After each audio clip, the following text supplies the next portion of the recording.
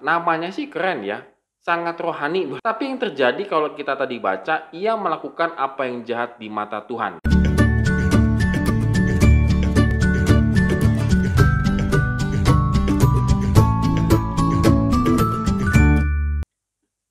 Shalom saudara sekalian, hari ini kita kembali merenungkan firman Tuhan. Tetap semangat, tetap kuat, jangan patah arang begitu untuk menghadapi kehidupan kita pada hari ini bersama dengan Tuhan.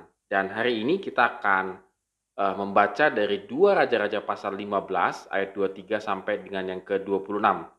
Cukup singkat good readers, pada hari ini kita akan membacanya, dan kalau good readers sudah membacanya maka kita akan merenungkannya bersama-sama. Ya, kalau boleh saya katakan sih, orang tua kita kalau memberikan nama itu pasti ada artinya. Kita pun sama, kalau kita punya anak, kalau kita memberikan nama kepada anak kita, pasti juga memiliki arti.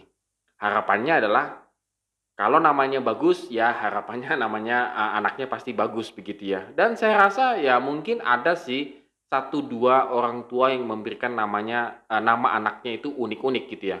Tetapi pada umumnya, orang tua pasti memberikan nama kepada anaknya dengan satu harapan bahwa anak ini akan sesuai dengan namanya. Nah, hari ini kita akan lihat satu raja yang cukup singkat dalam kehidupannya, memerintah cuma 2 tahun lamanya, yaitu Pekayah, anak Menahem.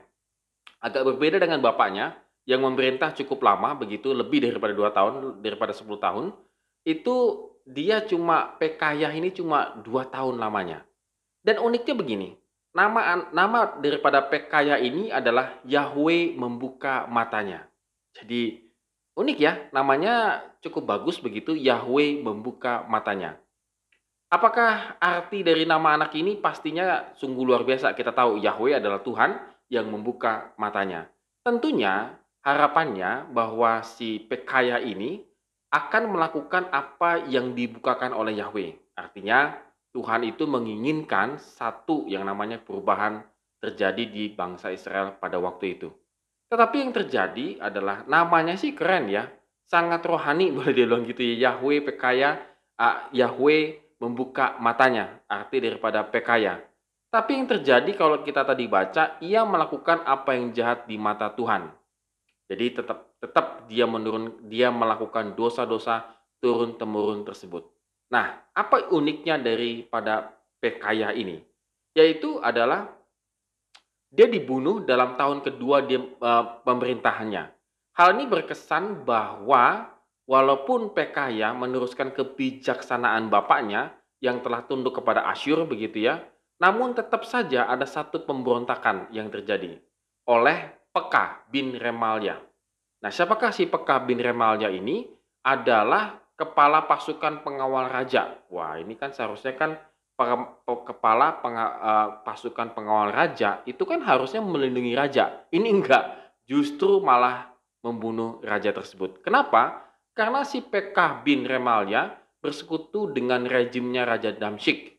Karena mereka berasal dari Gilead, daerah tetangganya. Jadi sangat dekat begitu, maka PK ini akhirnya mengkudeta Pekaya. Nah, akhirnya dia terbunuh di sebuah puri istana di Samaria. Nah, kita bisa melihat di sini bahwa seharusnya si raja daripada Pekaya ini aman, tetapi ternyata dia dikhianati oleh anak buahnya. Ya, good readers, kita bisa melihat dari sini apa yang kita bisa lihat, apa yang kita bisa renungkan.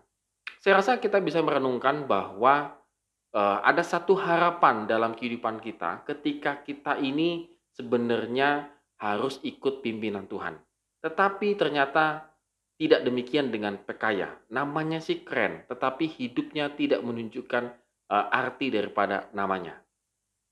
Lebih dalam lagi sebenarnya, bahwa ketika Pekaya melakukan apa yang jahat di mata Tuhan, maka Pekaya itu juga akhirnya jatuh ke dalam dosa dan kehidupannya pun benar-benar dijerat oleh dosa itu sendiri. Kita bisa kebayang, dia tidak memiliki orang yang bisa dipercaya dalam kehidupannya. Sebagai pengawal raja, bosnya pengawal raja, Pekaya benar-benar menaruh kehidupannya di tangannya si Pekah bin Remalia. Tetapi akhirnya itu berkhianat dan membunuh dia. Kenapa? Karena memang Pekaya tidak patuh kepada Tuhan, maka automatically anak buahnya pasti tidak akan patuh kepada dia. Good readers, kita bisa melihat di sini bagaimana kehidupan orang berdosa adalah kehidupan yang penuh ketidakpercayaan. Jadi kalau good readers pada hari ini semakin lama hidupnya semakin jauh dari Tuhan, percayalah bahwa kita akhirnya tidak bisa mempercayai seorang pun di sekeliling kita. Bahkan teman dekat kita dan lain sebagainya. Karena dosa membuat kita semakin tidak percaya dengan orang lain. Tetapi kalau kita ikut Tuhan dengan sungguh-sungguh, maka kita bisa mempercayai orang lain. Karena kita percaya kepada Tuhan, Tuhan akan memimpin kita ke dalam jalan yang penuh dengan berkat.